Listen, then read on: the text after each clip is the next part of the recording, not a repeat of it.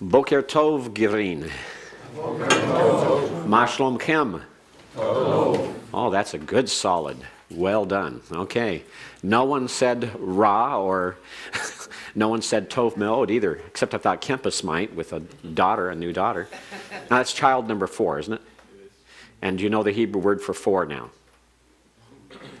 Put you on the spot. Arba'ah. Arba'ah. Okay, very good. Keep you on your toes there. All right. All right, we want to do several things today. One is to go back to chapter 16 and go over that with you. You did the exercises for it, but I want to make certain that we have properly understood all the things that you need to know. The imperfect and the imperative are very significant for your Hebrew knowledge, and it's something we just cannot neglect. The imperfect by itself is found more times than any other verb form in the Old Testament. So it's something that if you don't understand or you don't get why we call it a prefix conjugation, you'll have problems from now on. So it's very, very important that we get this one down. So let's take a look at it now.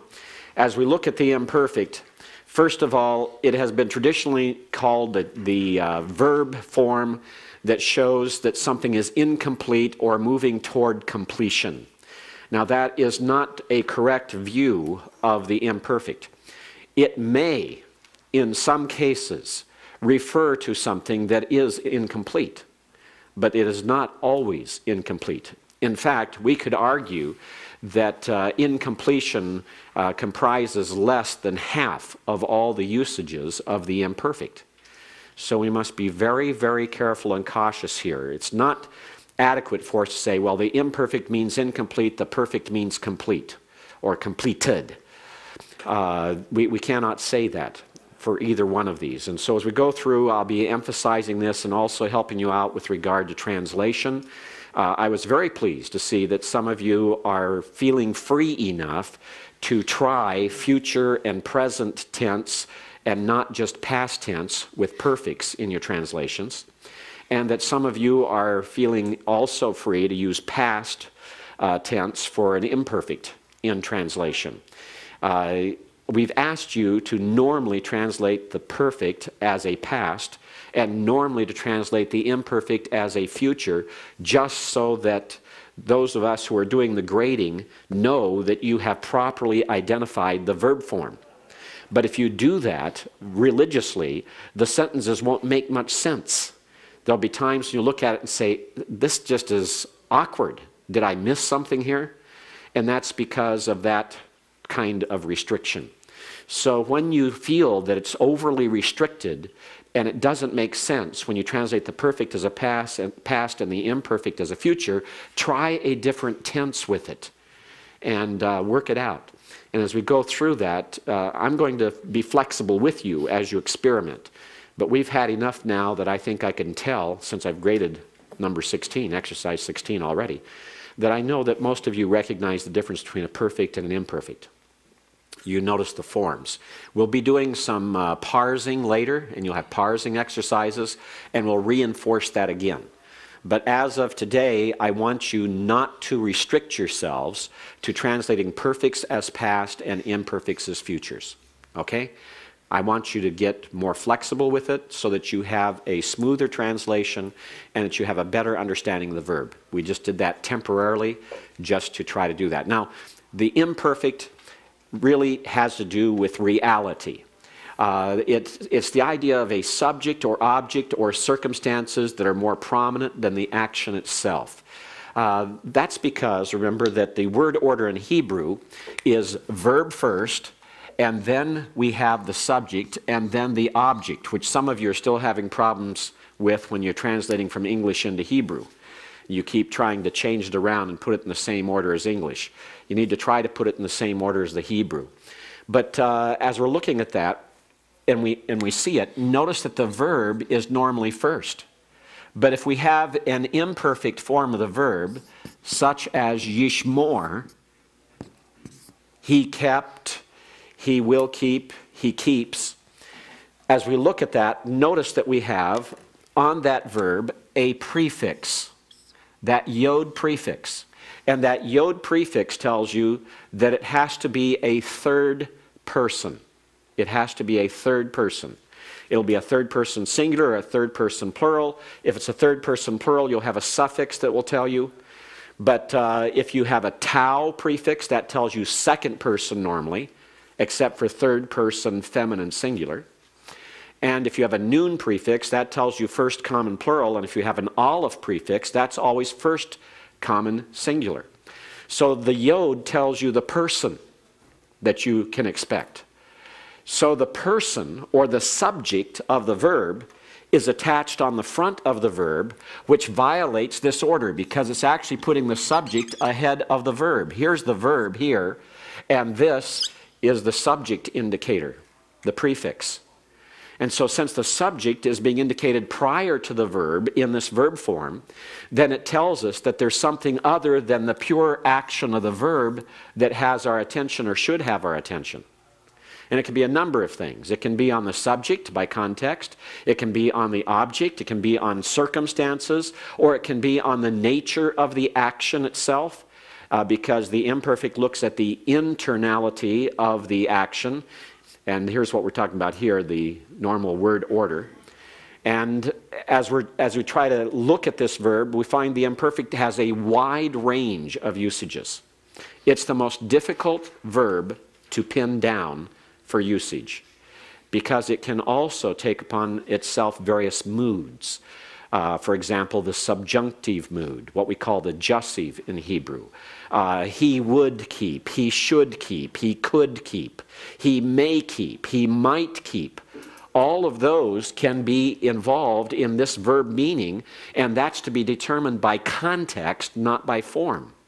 The same as the tense is determined by context and not by form.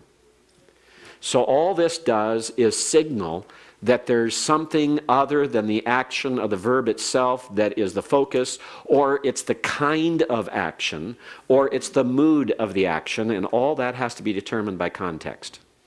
And only context will tell you. There are very few forms in the imperfect that are what we call shortened forms that help you to identify them as being a modal form, a mood form of the verb. The focus in the imperfect is on the internal progress of the action. If the focus is on the action, it's on the internal progress of the action. By that, it's whether the action is beginning, he began to keep, or it's repeated, he repeatedly kept, or it is continuous, he is continually keeping, or it is culminative, he ultimately or he finally kept. You see? So those things can be involved as well. Again, I'll repeat it. The imperfect is the broadest used verb, the widest usage of any verb in the Hebrew. It has many, many different facets, many, many potential meanings and uses. And context is going to be your friend in this, not your enemy. You have to depend on context very, very heavily. Now, that is a detriment then to doing the workbook exercises, because in the workbook you do not have sufficient context in most cases to be able to make every determination accurately.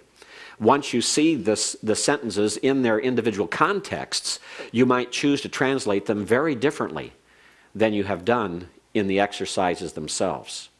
And what I'll attempt to do at times is to give you some direction on that as we look at it, sometimes prior to your doing the exercise and sometimes after you've done the exercise, to discuss with you what the context contributes to the things and why I would translate a little bit differently. But I'll never take away points on the basis of a lack of context. I will look at the legitimacy of your text as you read it with what you have and allow certain flexibility in that. So keep this in mind. Remember, the perfect looked at the action from the outside, looked at it as a whole, without regard to the internal progress of the action. Just as a simple fact that something was done. That's all the perfect did. And that's very simple. The perfect is the simplest of the verb forms to determine that way.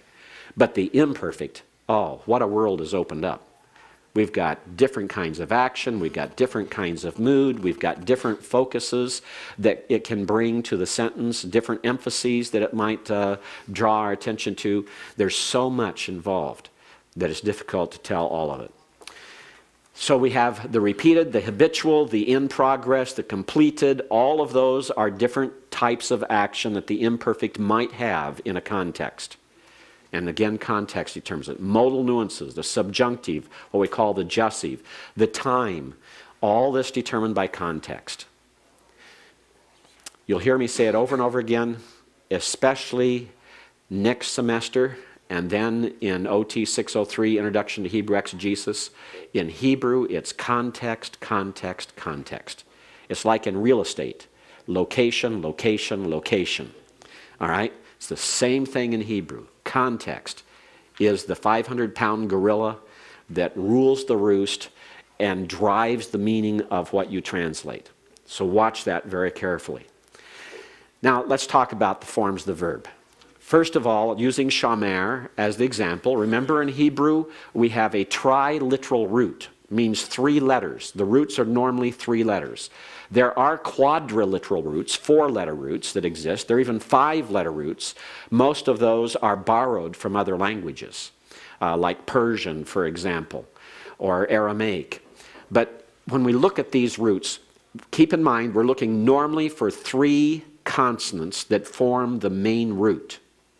Then everything that's added to it, whether it's on the end, as in the perfect, or whether it's on the beginning, as in the imperfect, these help us to identify the person, number, and gender, and the type of verb that we're looking at.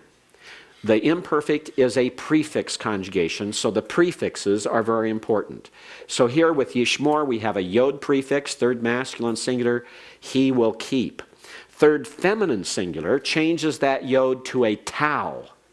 It becomes a tau, tishmor, she will keep. The second masculine singular is identical in form.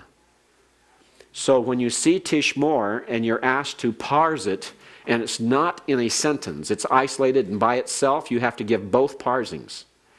It is third feminine or second masculine singular. You'd have to supply that, you'd have to identify it. Context in translation would identify which it is. The second feminine singular is tishmari. Tishmari. 2 schwas in the middle of the verb means the first one is silent, the second one is vocal. Tishmari. You will keep. First common singular, notice the aleph prefix, just like we have on anoki and ani. I will keep. Eshmor. Okay, let's read these 5 forms together, okay? Yishmor. Yishmor. Tishmor. Tishmor. Tishmor. Tishmor. Tishmari. Tishmari. Eshmor. Eshmor. And then we move to the plural. Notice that in the singular, there was only one that had a suffix. In the singular, only one had a suffix. That was the second feminine singular. The others have no suffix. It's only by prefix that it's identified. But in the plural, notice that the shurik occurs. In the third masculine plural, we have yishmaru. Third feminine plural, tishmorna. It's the one that becomes very, very different. The very different forms are the feminine forms. In the singular, only the feminine second person has a suffix. In the plural, we have tishmorna used twice, but both of them feminine. Tishmaru is the second masculine plural, you will keep. Tishmorna, you will keep. Notice that tishmorna has 2 parsings. So if you have it in isolation, in a parsing exercise, you would say that tishmorna is third feminine or second feminine plural. Okay? The imperfect third feminine or second feminine plural, tishmorna. And the first common plural, nishmor, should be a noon prefix on there. All right, let's read these together. Yishmaru. Yishmaru. Tishmorna. Tishmorna. Tishmaru. Tishmaru. Tishmorna. Tishmorna. Nishmor. Nishmor. All right. We'll let that sit for now. Moods. the cohortative is always in the first person. When we talk about moods, we've got three moods to talk about: cohortative, imperative, and jussive. And therefore the three different persons. Cohortative is always first person. The imperative is always second person. And the jussive is always third person. It can be singular or plural, but it's got to be person. So the cohortative is the first person. I will keep. Eshmerah. Notice the comet's hey that is used.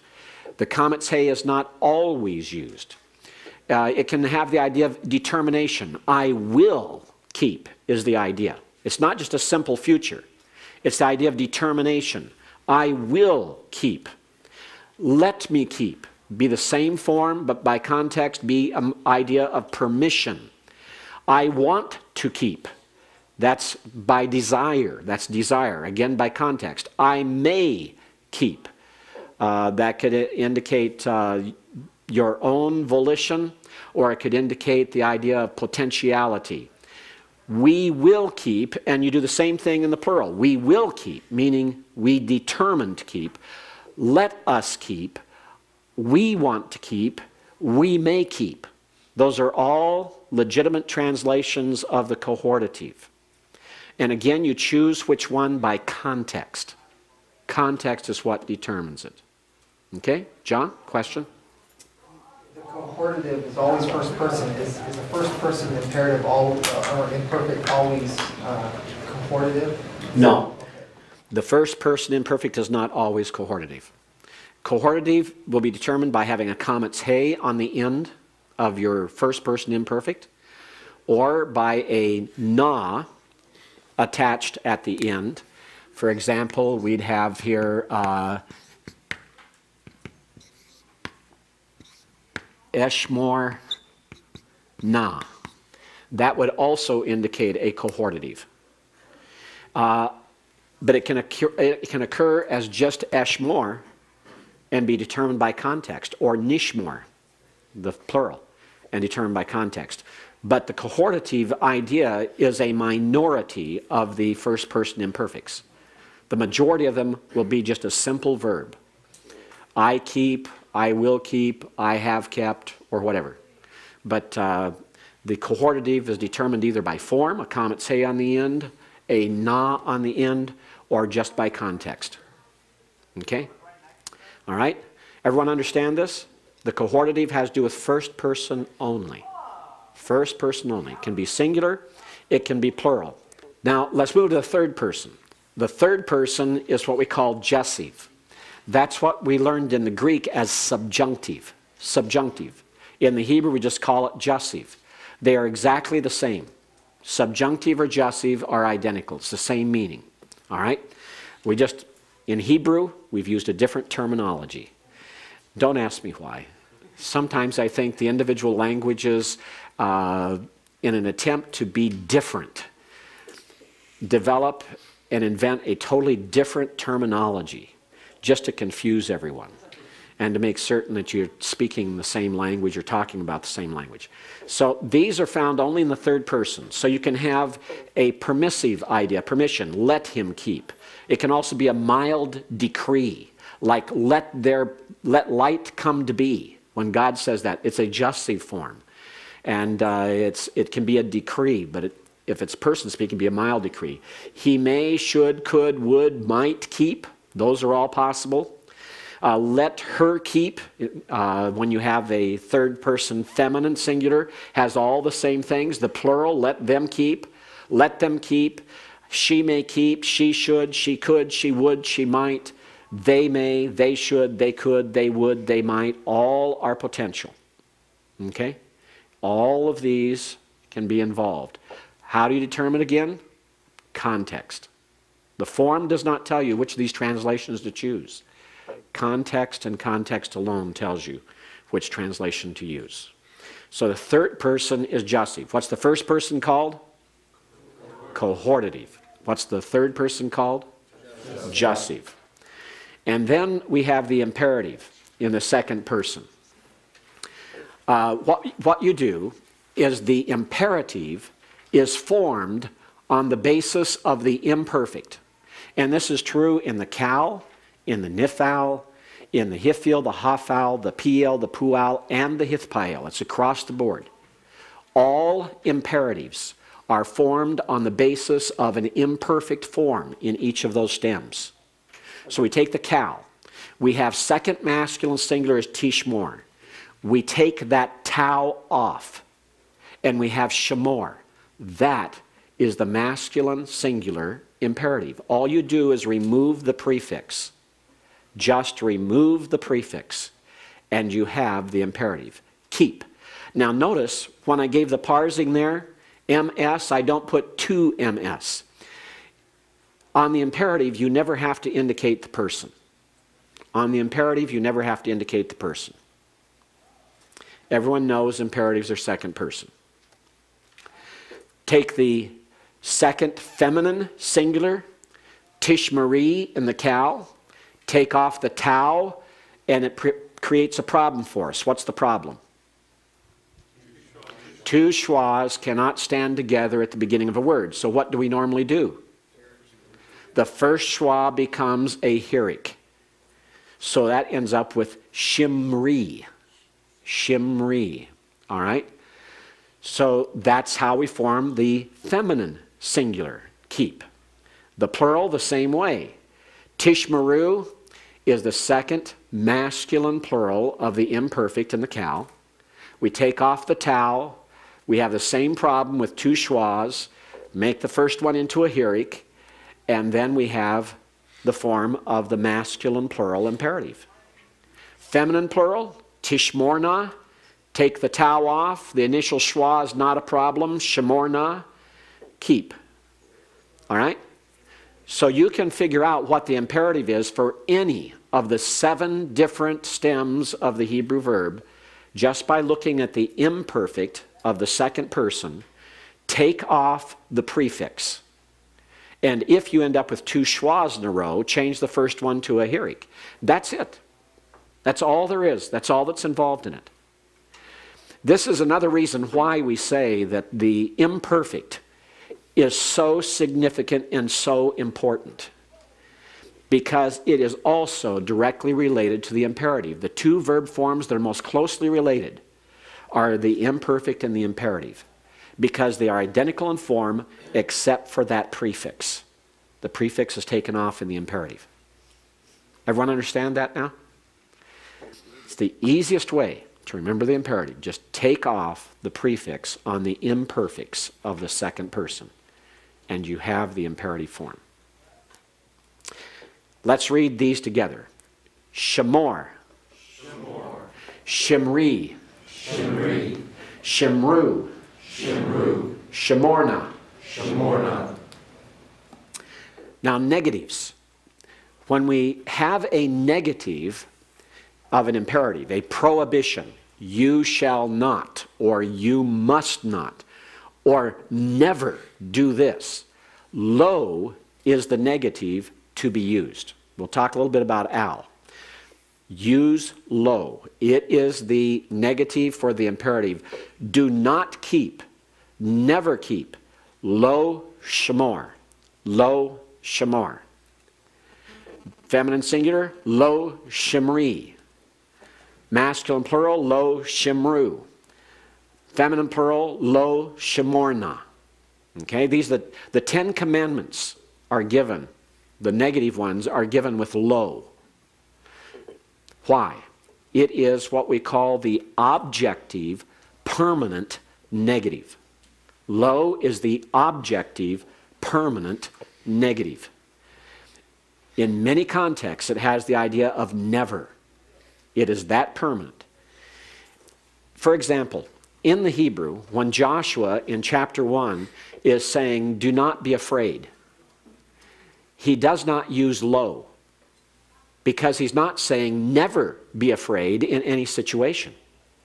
He's talking about not being afraid in a certain situation or a certain classification of situations. And therefore, he will use the other negative, because the other negative, al, is what we call the subjective imperative. is the subjective temporary imperative. Yes, John. In the book on 110, it says that when you use low and negative, use it with imperfect. Yes, normally use it with an imperfect. So, but those are imperatives. Here I have imperative used, and you can have it as well, but normally you would have imperfects here. It'd be lo yishmor, lo tishmari, lo tishmaru, and lo tishmorna. Correct. Yes, but it'll be primarily the imperfect. Here again, I think I was doing this after I had the problems at the hospital, and I can see that I didn't put it in here the way I should have. You can find it with the negative, with the imperatives, but it'll normally be with the imperfect. Thanks for noticing that. I'll have to correct that as well on here and get it done. Okay? Thanks for pointing it out. These have the idea of never keep.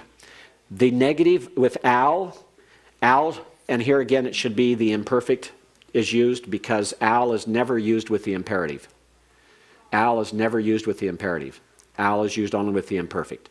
So it'd be al yishmor, or al tishmor here, al tishmor, and al tishmari, and al tishmaru, and al tishmorna. These all have the idea of don't do this in this circumstance or this situation. It is a subjective. Don't keep this time or in this situation. All right, let's take a look at a few examples. Exodus 12:46. What etzem?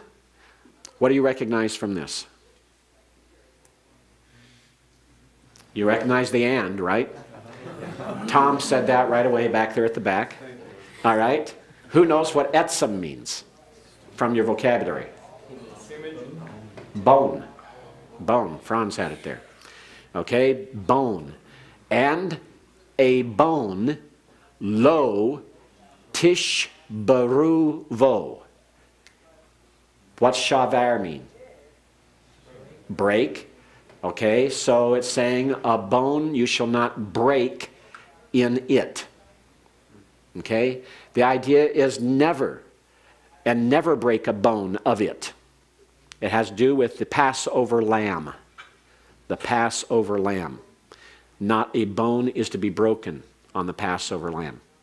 All right, and never break a bone of it. The low, the negative, is what's here. Now notice that in this case, the bone, the direct object is placed first. That's for emphasis. That's for emphasis. And it's the idea of the focus here. It has to do with the bone. And so it's put first for that. That's not the normal Hebrew order. And the reason for it being out of the normal Hebrew order is to bring a focus on bone.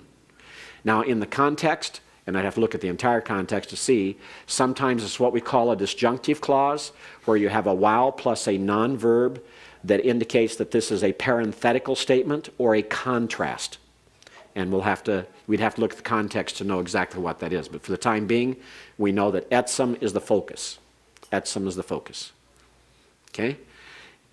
Now notice that when lo is used with an imperfect, the negative precedes, it is part of the circumstance. The negative is never put after the verb. The negative is always put before the verb. Always before the verb. Okay. Exodus 20 verse 18. Kenny, what do you recognize here? Love. What do you recognize? Love. I don't see lo there. Okay, al. All right. The negative al. All right, who recognizes something else here? Okay, judgments, mishpate, but what about the him suffix? There, T-H-E-I-R, their judgments. The wow plus the F will be the direct object marker, and their judgments, al tishmoru. This is because of the athnak, otherwise be tishmaru. When you have a verb in pause like this, it oftentimes changes it back to the original holum that we have, like in yishmor, tishmor, nishmor, eshmor, when we saw the holum. So when you have the verb in pause, a major accent like the athnak in the middle of a verse or the last word of a verse, sometimes that holum will come back up. That's just an unusual form. It's different than what's normal, but that's what occurs. All right? So what does this mean then, putting it all together? Anyone? Tom? And the judgments they did not keep. Notice that tishmoru is second masculine plural. You, plural. You, plural. Do not keep. Ought not to keep. Now, it's not the emphatic negative, notice. It's not the objective. So it means in this particular situation, or at this time, do not keep their judgments. In this context, it's probably having to do with their ordinances or some of their cultural aspects. Okay? And do not at this time keep their ordinances. Ezekiel 20, verse 8. Now, one other thing. The paragogic he, comet's he, actually, the comet's he. It's called paragogic because it's placed alongside of, placed at the end. You'll see it on imperatives. For example, in Psalm 17:1, we have Shema, Yahweh Tzedek. Okay? What is that? That's not a feminine. Remember, the feminine would be what? Shema-i is the feminine singular. Shema-orna would be the plural. This comet's he is placed on here to give a sense of urgency. Listen, hear that Yahweh is righteous, or hear a righteous cause. Context will determine which of the meanings is correct. O Yahweh, hear, O Yahweh, a righteous cause, or hear that that Yahweh is righteous. Psalm 25:20, Shamra. Notice here we have, instead of a schwa at the beginning that we would expect, remember that if this is a masculine singular, it'd be shamor. But if we add a comet's he, we can't say shamora. And so the holum is dropped, a schwa is placed in there, the ah is there, and we have to then supply a longer form of the vowel for the first letter. So it becomes shamara. Shamara. It almost looks like the Cal perfect third feminine singular. Okay? And here it has the idea of, O my soul, keep. Or it can be taken as guard my soul, with my soul being the object. You can't tell here except by context because eth is not used. Eth is not used very often in poetry. It's one of the characteristics of Hebrew that are left out most of the time in poetry. All right? Next thing I want you to do is look at exercise 17 in your books. Exercise 17 will be due on Thursday. I want to go over it with you here.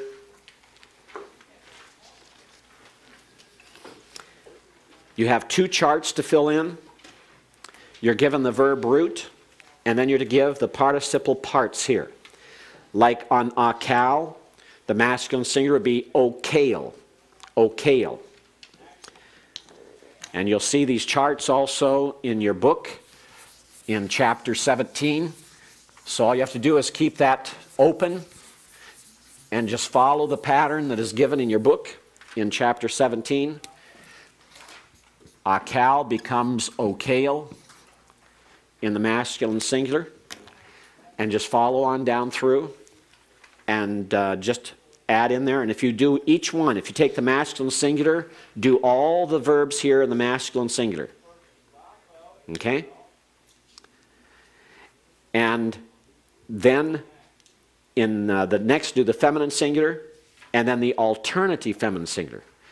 Because remember that the feminine singular has two different forms. It has an F suffix or an A suffix. Both are found. So you must give both. The alternate form is always the F Okay, the alternate form is always the F. If you go back to page 113, the beginning of chapter 17, your textbook, notice it says there, feminine singular, shomra or shomeret. Shomeret. The shomeret is the alternative.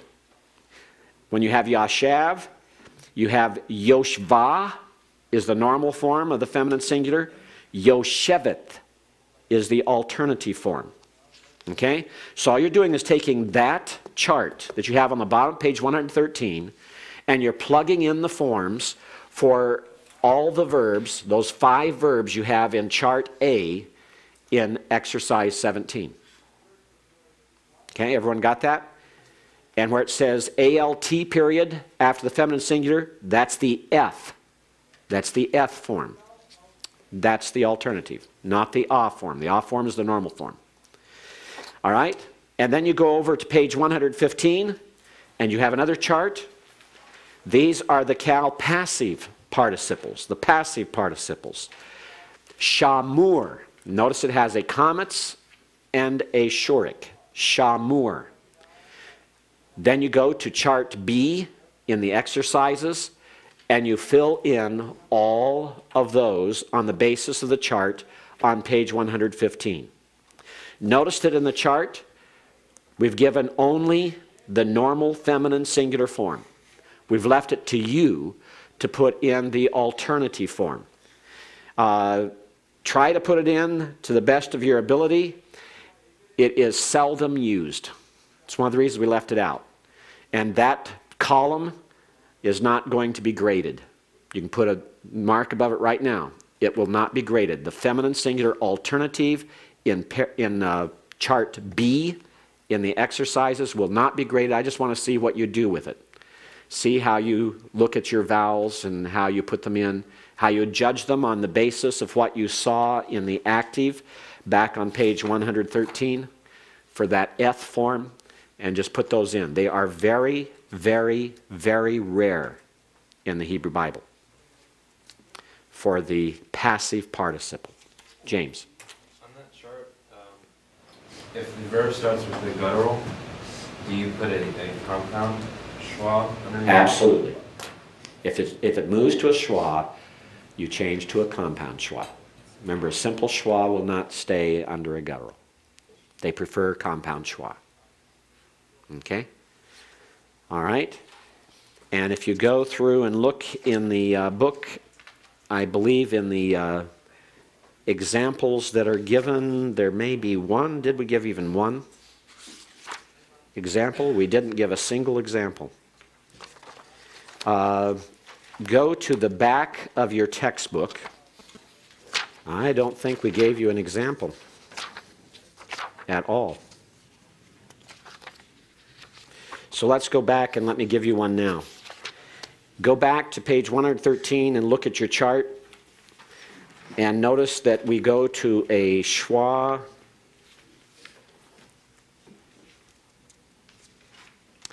nowhere. All of them are holums on the main participle. So we have it only in the cal passive. Shemurim. Okay, let's take that as an example. On page 115, Shemurim, the cal the cal active participle masculine plural, or passive participle, excuse me. The cal passive participle masculine plural. Normally it'd be, remember in the singular, it's shamur. And in the plural it's going to change to shemurim. This is the third syllable back. Don't be confused by this little dot there.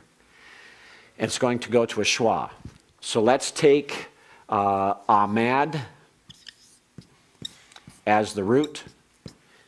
And as you're looking at amad, in the active participle, you're always going to retain the holum. No matter what you do, you maintain the holum. So it's going to be in the singular there. But if we move to the passive, then you're going to have what? You're going to have amud. And then when you move to the plural, And let's just take out the consonants because that's all you're doing, is you're taking out the consonants. We have this is the result. That simple schwa cannot remain under here. And so it's going to change to a hatif pathic, emudim. Okay? It goes to a hatif pathic. Remember that the gutturals prefer compound schwas and prefer A-class vowels. You stick with those, you're going to be 85 to 90% correct. Okay? Emudim. Everyone got that? It's only going to be in the passive where you have the problem. The active is no problem. It's going to maintain the holum.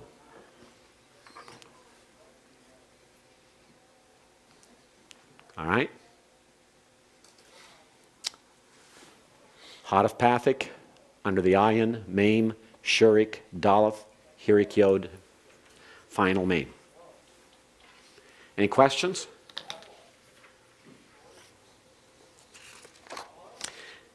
Now, two more things about participles.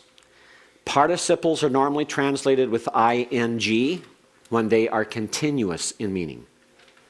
But participles have two possible meanings. Those meanings are either continuous or characteristic.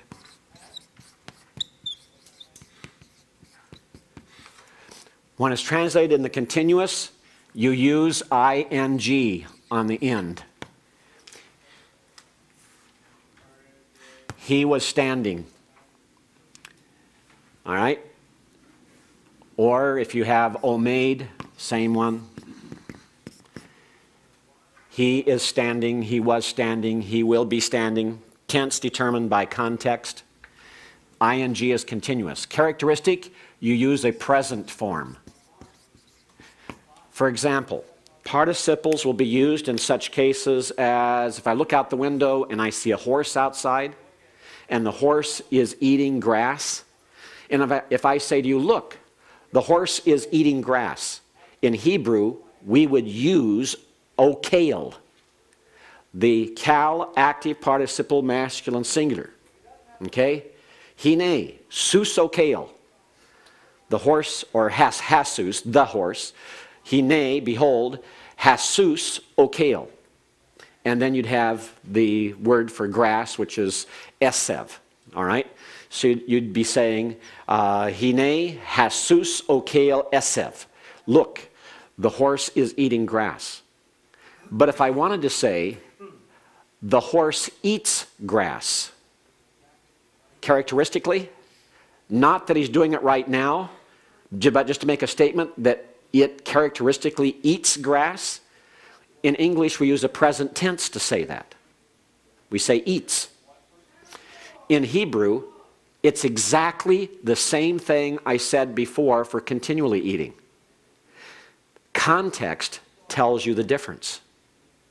For example, in Psalm 19, it's the heavens are declaring the glory of God, and the firmament is revealing his handiwork.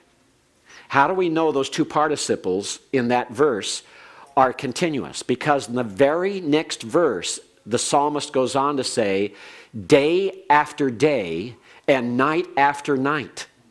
That tells us it's continuous, not characteristic. Context always tells you whether that participle is continuous or whether it is characteristic. But you wouldn't know it unless you know the context. Or unless you saw the horse and you see he's not eating right now, he's just standing there.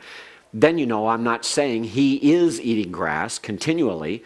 It's the idea he eats grass. So context, what you see, what you hear, what you read determines which it is. But both are potential for the participle. All right, now, one other thing to take care of before we go too far. John.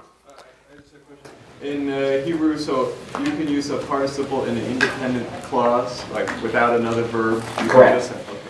The participle can be a verb all by itself. In fact, in modern Hebrew, the participle has taken the place of the perfect verb. Modern Hebrew rarely uses the perfect verb anymore. Everywhere where the perfect is used in biblical Hebrew, normally now the participle is being used in modern Hebrew. And that's whether it's present, past, or future. It doesn't matter. It's one of the differences between modern Hebrew and classical Hebrew. So yes, the participle can be used as the main verb in an independent clause. Correct. All right. I did not bring with me the schedule, but I believe that on our schedule we had lesson 17 exercise was going to be due either today or the last Thursday before Thanksgiving. On your schedule, exercise 17 is now due this Thursday. And we have a quiz, a vocab quiz, also on this Thursday. And it'd be the vocab quiz, I believe, number 9. And what do you have written down there for vocab quiz number 9? Which lessons does it cover? 15 and 16 for number 9. And did we already have that as actually number 8 this last time? Did we not? Okay. So then we're going to move on then to the next vocabulary quiz, and of course the numbers are all messed up here because of the changes. But we'll move on, I believe, lesson 17 and 18 for the next vocabulary. Is that right? What you have written down there? Okay, let's go over the vocabulary on 17 and 18 because these will be covered next week, or not the next class hour, not next week. So let's look at the end of chapter 17. Let's read the vocabulary together. We'll begin at the upper right and read across from right to left. The first one is nafal. Everyone? Nafal. He fell. Nafal is he fell. Please don't translate as to fall. Please don't translate as fell. Translate as he fell for the vocabulary quiz, okay? Nafal, he fell. Nata. Nata. He stretched out. Matzah. Matzah. He found. Tziwa. Siwa. He commanded. Ana. Ana. He answered. Sadeh. Sadeh. Field. Sadeh was used in one of your exercises, the field of Moab. Sadeh Moab. And that can be translated as the country or the region of. So Sadeh can have the meaning of more than just field. Put together with a proper name, it often means region. One of you translated it as the plain or plains of Moab. That is also legitimate, although it is somewhat rare that way. And you actually find that in the older English translations used there. Sadeh is field. Avad. Avad. He served. Avar. Aver. He passed over. Sar. Ser. Means official or leader. It's also the word that's used for prince. P-R-I-N-C-E. Prince. Like a prince of the people, a son of the king is Sar. Official, leader, or prince. Sha'ar. Sha'ar. Notice the accent above the sheen. That's the word for gate. It says the gate of a city. It's not the gate of a compound normally. It's not the gate going into a vineyard normally. It's usually referring to the gate of a city. Sha'ar. Gan. Gan. Garden, like in the Garden of Eden. Tawek. Tawek. Meaning midst. It's normally seen in the construct form tok, like in batok, in the midst of. In the midst of, batok. Shabbat. Shabbat. That's the word for Sabbath. Notice the dogish, the doubling dogish in the bait. Shabbat. Shavat. Shabbat. Is the verb from which Shabbat is derived. He rested or he ceased. He stopped. And it's normally having to do with the stop work. Barak. Barak. He blessed. Mala'ak. Mala'ak. Messenger. Yalad. Yalad. He bore, he gave birth to, or he sired. Ga'al. got out. He redeemed. This is the word for redemption that has to do with family relationships. The kinsman redeemer, the goel, is derived from this verb. Ra, evil or bad. Etzba, finger. It's a feminine noun. Demut is feminine noun meaning pattern, form, shape, or image. Remember, we also had tselem, which means image. Na. Na is a particle of urgency quite often. We saw it also used with a cohortative. We'll find it used sometimes even with an imperative. It's not always possible to translate it. In some cases where you have an inferior speaking to a superior, such as a slave to his master or mistress, or a citizen to their king, you can translate na as please, a polite form, but it will not always be that way. Yes? Should we put please if it's on the vocab quiz? You can put please on the vocab quiz, yes. You can put please on the vocab quiz, or you can just put in parentheses a particle of urgency. Either one.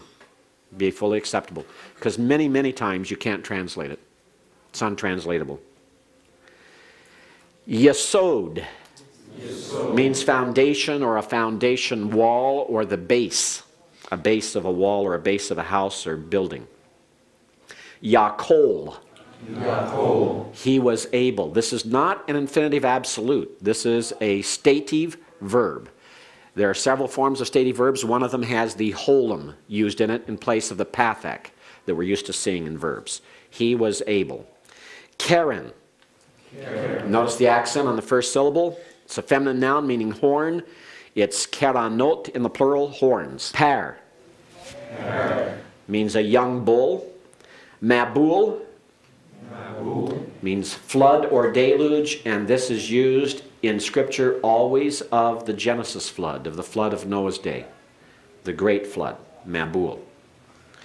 Shafak. He poured out, he spilled, or he shed. Normally this is used of shedding blood. And then turn to page 120 at the end of chapter 18. And let's read that vocabulary. So these two vocabularies will be for the vocab quiz on Thursday. Even.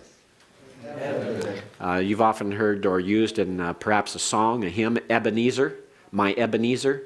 That's literally the stone of my help. The stone of my help. Ezer, help, Eben, stone. Eben is stone. It's a feminine noun. Boker. You're used to that. Boker tov, good morning. Boker means morning. Erev. Erev is evening. Ayil means a ram. Amma is a forearm, like from the fingertips to the elbow. That's your forearm. That's the amma. And that's also the length then of a cubit. A cubit. Usually 18 inches or a foot and a half approximately. So amma is a forearm or a cubit. Af is used of the nose, but it's also used as a word for anger. Some say that it's when you're angry, the nostrils flare. I don't know if that's true of people as much as it is of horses or animals. A bull, the nostrils flare when it's angry. And so it's come to symbolize anger. So that's why af is used for both nose and for anger. Beged. Beged means garment. If you have a beged, you're not neged. All right? All right? That's the way I remember it. Okay. Basar. Flesh. It can also be used of meat. M-E-A-T, the meat you eat. Helom. Excuse me, that should be with a guttural. Helom is dream, a dream, like Joseph dreamt many dreams. Helom. Shafak. This is given to you twice. It was also in the previous one. He poured out, he shed blood, or he spilled. Rava. He multiplied or he became many. Ma'od Ma'od. Exceedingly or very. Tov me'od, very good. Okay, me'od, very. Room. Room is a middle vowel verb, therefore it's always translated as an infinitive. So it's to be exalted, and in the perfect it is he was exalted, but that form will be ram in the perfect. We'll get to those verbs later on, but room is to be translated with the infinitive, to be exalted. Shatha, he drank. Avad, he perished.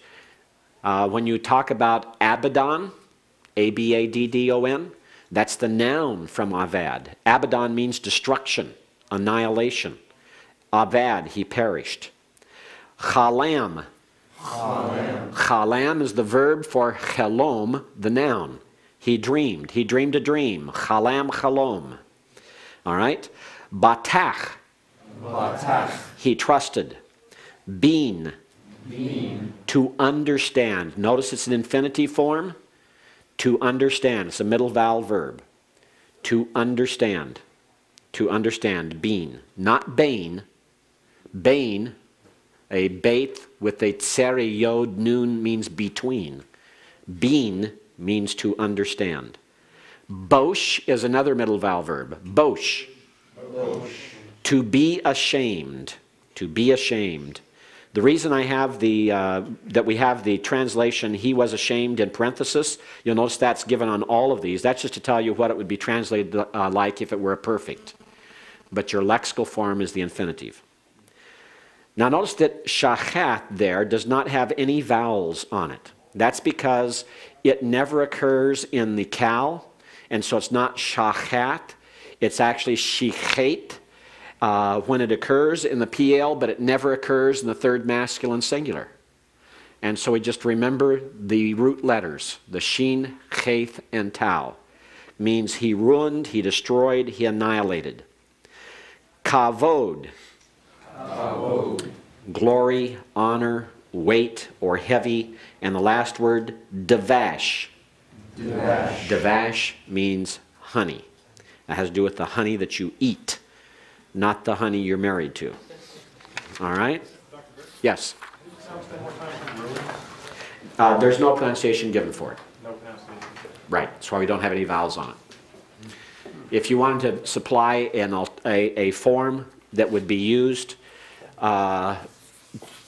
which does not occur anywhere in the Hebrew Bible, which is the reason we don't have anything there, it would be shichet. And we would normally put a asterisk beside it because it occurs nowhere in the Hebrew Bible. The reason that the hirik is not heightened to a tseri is because this is a strong guttural, the chet, which can be doubled by implication. And therefore the hirik doesn't change. All right, gentlemen, let's get started again. You'll notice on the screen I corrected these two slides where they should have had the imperfect forms instead of the imperative forms. You'll find the imperative at times with lo, but very rare. And this should be the form that's used. Why do I not have a dogish in the tau? Because the preceding word ends in an open syllable, lo. All right? So when you move to al, there is a dogish because the preceding word ended with a closed syllable, because it has a lamed. So keep that in mind, that your begad kafaf letters at the beginning of words have a dogish in them if the preceding word ended in a closed syllable.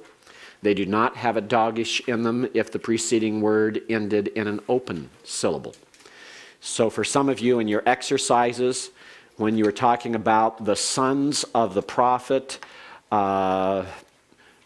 obeyed God, so you would begin that with Shama'u. Shama'u ends in a shurik, an open syllable.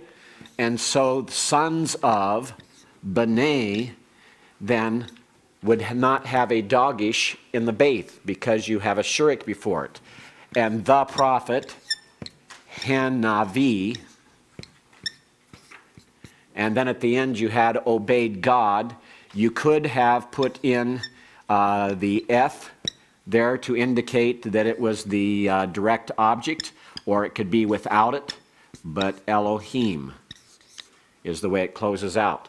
But the reason you do not have a dogish in this Beith is because it follows a word that ends in an open syllable. Everyone got that? Two other notes to remind you of, and in fact I'm just going to go to that right now. I believe I've got it on here. All I needed to know about Hebrew I learned in 503. Okay? Because what you've learned in 503, even to this point, and we still have the infinitives to talk about, although you may have already read chapter 18 because of the schedule before I returned, but everything you've had up through chapter 18 is basically 90% of your Hebrew knowledge. Right there. And that's talking about Hebrew grammar knowledge, not vocabulary. All right, if we start talking about vocabulary, well, you're at 50% now, okay? If you want to add vocabulary into this. But all you need to know, what have you learned? The gutturals and their rules. What are the rules of the gutturals? They refuse doubling, prefer A-class vowels, prefer compound schwas. Those are very, very important. You learned about the major accents. What's the major accent that is the middle, the logical middle of a verse? Afnak. What closes a verse? Saluk plus the sof pasuk. Okay, the sof pasuk are the two diamonds at the end. The saluk is that vertical line that is used as an accent on the final accented syllable in a verse. Those are very important. The Zakef Katon and the Revia are also important, but the major accents are very significant and very important. The article is normally a hey with a pathak and a dogish forte in the following word, or in the following consonant. Okay? If that consonant is a guttural, what happens? It's rejected. It's rejected. If it's rejected totally, then you have to heighten that pathak to compensate. And there are a number of other possibilities as well, like ish, man, ha-ish. You heighten the pathak to a comments because the aleph rejects the doubling dogish. But then you have things like ha'am, where you have a comments, but you have a change in the word following it. You have ha'aretz, where you have a change following it. You have a number of different rules. You have the he'anan, that you have a segol in the article. There's various kinds of things, but this is the main one. And this is the one you have to keep remembering. Adjectives agree with their nouns. What do they agree with their nouns in? Three areas they agree with the nouns. What are they? Number, gender, and definiteness. Number, gender, and definiteness. You have to remember that. Look at your exercise for 17, exercise 17. And as you go down through that, those 5 translations you have on the back of that exercise, the back of the sheet, if you look down at number 5, you're reading across there, you have Sheshet Yamim Ta'avod Uvayom Hashiv'i Tishvot. Now, as you're looking at that, you have to keep certain things in mind. You have to look at it very carefully. Notice that you have a verb, ta'avod, but it doesn't look like tishmor. It doesn't have a hirik under it. Why doesn't it have a hirik under it? Why don't you have a hirik under the tau?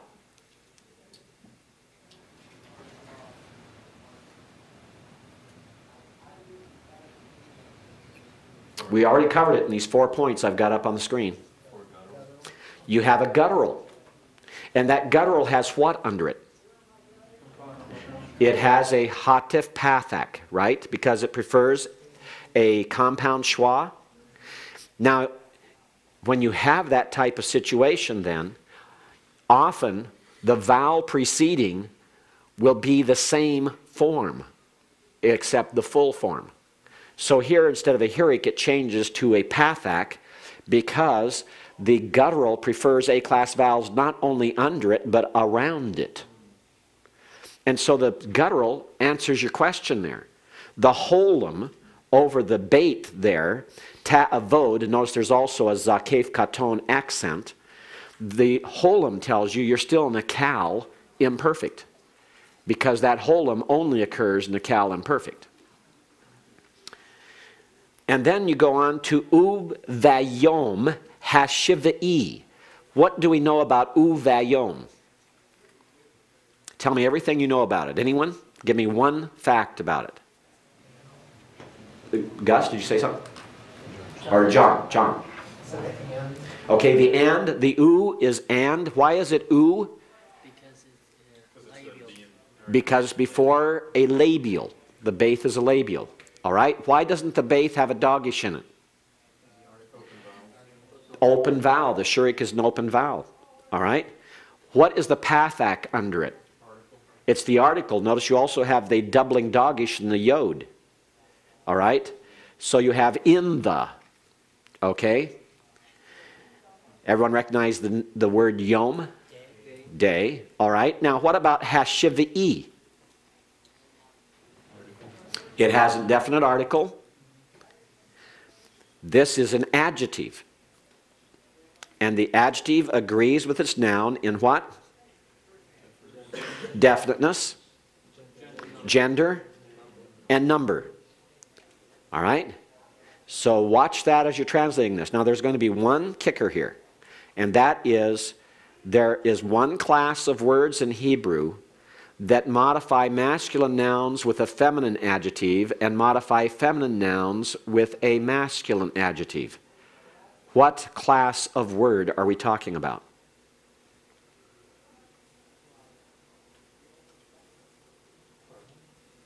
No?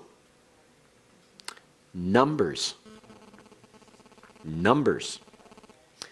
And that's specifically true when you're talking about the singular noun being modified, that occurs. All right? And it's in Numbers 1 through 10. Numbers 1 through 10. All right. Well, as you look at that, there's going to be different things there. The heroic yod on the end of hashivai is not a first common singular pronominal suffix. All right? It's very similar to what you saw in Kanani and Hivi and Hitti and Peruzi, Jebusi. Remember, those were the ites. Well, this can't have an ite on it, but it's very similar. All right? And then the last word there follows the cal very clearly, tishbot. And that is parsed the same as ta'avod. They're the same. The only difference in the forms is because of the guttural. Changes the form. That's all there is to it. Okay? Let's go on. Im, the heroic yod mem, at the end of a noun or end of a participle is the masculine plural. The is feminine singular. We have an alternative form in the participle. What's the alternative feminine form? Anyone? Eth at the end. Like, for example, the Hebrew name for the book of Ecclesiastes is Kohelet. Kohelet. Why? What you have there on Kohelet is a cal, active, participle based on the verb kahal. Kahal means he gathered, he congregated, or he assembled. And so we have Kohelet is the Hebrew name of the book of Ecclesiastes. It's a cal, active, participle, feminine, singular, using the alternative ending. The alternative feminine singular ending. And how is that normally translated? The preacher. The preacher. All right? Kohelet means preacher. You say, well, why are they using a feminine for a preacher? All right? What does the Greek use for a prophet? Prophetes. It uses a feminine as well. Okay?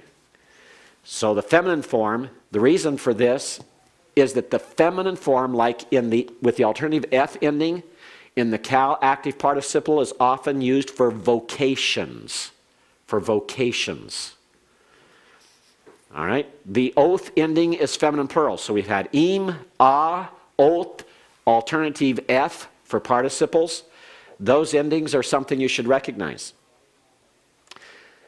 The tsere yod at the end, like B'nai Yisrael, sons of Israel, meaning Israelites, is the masculine plural construct. At, like Torat Yahweh, the law of Yahweh, is feminine singular construct. So the tsere yod and the pathek tau. Word order. Normal word order is what? Begins with verb, then subject and object. Where do the modifiers go? Modifiers normally go after the word they modify. For example, adjectives go after the noun they modify, not in front of them. They go after. They follow. On one of the exercises you had, from the tent, Sarah heard the words of the men who spoke to Abraham. And some of you sat there and said, where in the world do I put this? And some of you put me ha-ohel from the tent, you put in front of the asher, the which, the relative clause. Don't do that. Asher clauses are adjectival in nature and they modify nouns. The asher clause must always go after the noun it modifies. Asher clauses always go after the noun that it modifies. And it's not the tent which in that context. So you have two places to put it. You can put me ha-ohel at the beginning of your sentence, or you can put it immediately after the verb. Immediately after the verb. Shama'a me ha-ohel Sarah. Okay, they normally go immediately following what they modify. In that case, you could have put it two different places. You'll note if you look carefully at that exercise, you didn't have any points taken off regardless of where you put me ha-ohel, unless you left off the article or unless you left off the min. All right, personal pronouns. Let's go through the personal pronouns. What's the personal pronoun for I? Ani or anoki. What's you masculine singular? Ata. What's you feminine singular? At. What is he? Who. What is she? He. All right, good. We got that. Remember, me is who, he is she, and who is he. All right? Strange thing, but you got to get used to it. All right? Now let's go to the plural. What's the plural? We. Nachnu or anachnu. All right? What's the plural second? What's the second masculine plural? Atem. What's the second feminine plural? Aten or atena, right? All right. What is the third masculine plural? Haim or hema. What is the feminine plural of the third person? Hain or haina. All right. Those are the personal pronouns. You need to remember those. Those are very important. The cal stem of all the forms, the perfect, the imperfect, the infinitives, the imperatives, and the participles. We've had all of them so far except what's in chapter 18 that we'll go over here in just a few minutes on the infinitives. You've had all these things. You also had all the names of all of the verb stems. What are the 7 verb stems? We begin with what? Cal. What's the passive of the cal? Nifal. What is the causative active? Hifil. What's the causative passive? Hafal. What is what we normally call intensive active? Piel. What is the passive? Pual. What is the reflexive intensive? Hithpael. See, you've had all those as well. When you have a wow with a pathic and a dogish in the following letter, this is something we have not discussed yet. We will. This is called wayiktol form of the verb. Let me put one up here for you. It's the imperfect, but it's a special imperfect. You take yishmor. He kept, he keeps, he will keep. Yishmor. If it is in a narrative context where we have a sequence of actions, then the Hebrew uses a special narrative form of the wow conjunction that has a pathic under it and puts a doubling dogish in the prefix letter of the imperfect. This is found only on imperfects. It's never found on any other form of the verb. If, for example, you have a first common singular, eshmor, I keep, I kept, I will keep. If we put the pathic here, we have the doubling dogish must be there. What happens with the doubling dogish? It's rejected by the aleph, the guttural, right? So what do we do? Anyone? What do you do if you have an article there? You show compensation. You heighten it for compensation. It becomes a comments. All right? Anytime you see a wow at the beginning of a word, and it will always be on the beginning of an imperfect, it will have an A-class vowel under it, a pathic if the prefix can be doubled, a comments if the prefix cannot be doubled, and the only prefix that cannot be doubled is the aleph of the first common singular. So that's the only place you're going to see this. It's when it's associated with this prefix that is first common singular. That form of the verb is called wayiktol, or it's called vayiktol in modern Hebrew. Why? You know, if you take the shamer and instead put in katal, which was often the form that was used for verb paradigms, it would be pronounced wayiktol, or vayiktol for modern pronunciation. So that's the name of that verb. It's a narrative form of the verb that is used in narratives that emphasizes a sequence. And we will be introduced to that in detail later on, but it forms a huge part of Scripture. Look at all the texts that we have that are narrative. Genesis, Exodus, most parts of Leviticus, Numbers, parts of Deuteronomy, Joshua, Judges, Ruth, 1st and 2nd Samuel, 1st and 2nd Kings, 1st and 2nd Chronicles have narrative. We have narrative in the first chapter of Job. We have narrative in the last chapter of Job. We can go on and on. We have narrative within some of the prophetic books. So whenever you see this form, and it occurs very often in Scripture, it's the idea of a sequence of actions. And this is a special form that it takes to show that. And the context makes this past tense, because the context is talking about things that have already occurred. It's narrative history.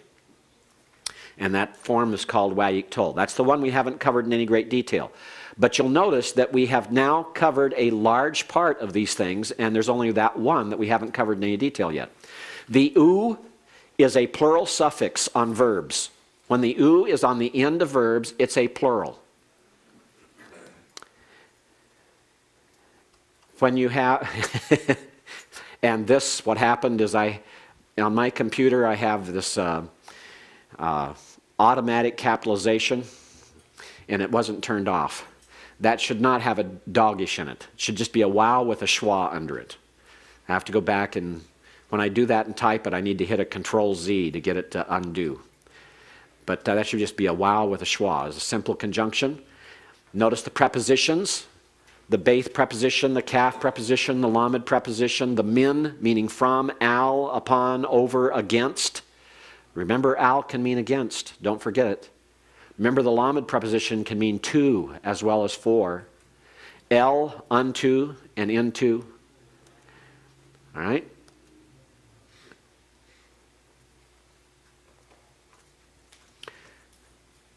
Anyone got a guess at what this sentence says? It's the only thing left in Hebrew you haven't learned in 503 that's very important. Do you recognize a foe? Go ahead, Chad. I recognize, I can't remember what it means though. I thought you were going to say it. It means where. Where is Hashirutim? What's the most important question you need to ask often when you're traveling? Where's the bathroom? Okay, where's the loo?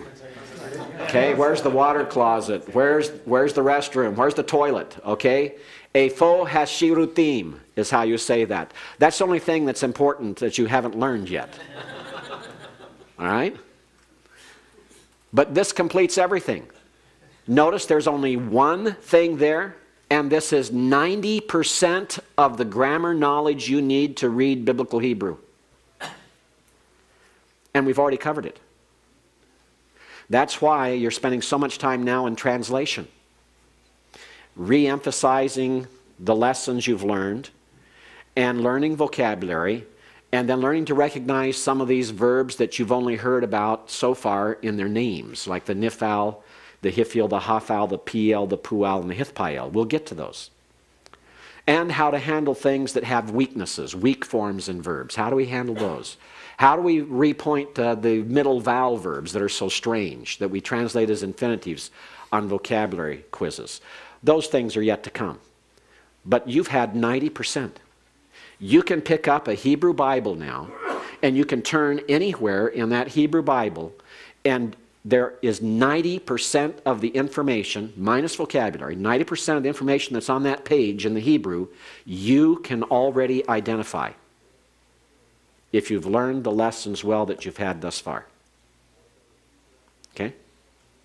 And the rest of it will come very quickly, and of course all the rest beyond that is really vocabulary, learning vocabulary. And that's why we have lexicons, to help make it easy, so you can use it to look up words that you don't remember and don't know. All right. Let's go to the infinitive. This is lesson 18, chapter 18.